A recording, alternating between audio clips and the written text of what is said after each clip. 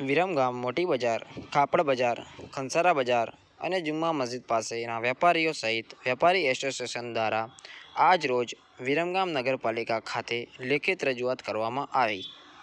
પ્રાથમિક સુવિધા જેવી કે જાહેર શૌચાલય, પે એન્ડ યુઝ તેમજ રોડ રસ્તાની નિયમિત સાફ સફાઈ કરવા અંગેની વિરમગામ નગરપાલિકા ચીફ ઓફિસર અને પ્રમુખને લેખિત રજૂઆત કરવામાં આવી. જે પ્રસંગે મોટી સંખ્યામાં વેપારીઓ ઉપસ્થિત રહ્યા હતા. ફૈઝલ વોરા, વિરમગામ.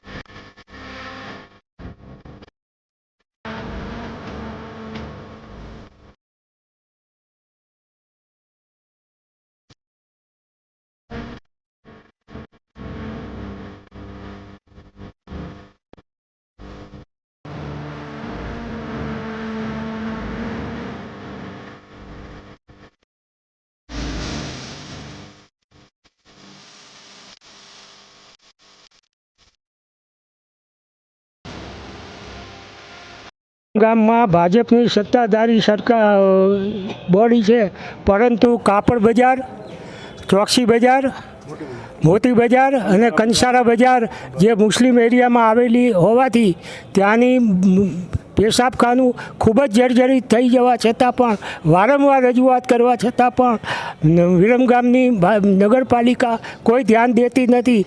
જેથી આજે અમે રજૂઆત કરવા આવ્યા છીએ કે વહેલામાં વહેલી તકે આ મૂતેડીઓ રિપેરિંગ કરી નવી બનાવી અને પ્રજાને આપે, જેથી કરીને વિરમગામની અંદર આ 4 બજારમાં ગામડાની 144 ગામડાની પ્રજા આજે હતાણું કરવા આવે છે, જેને રાહત મળી શકે અને વેપારીને રાહત મળી શકે.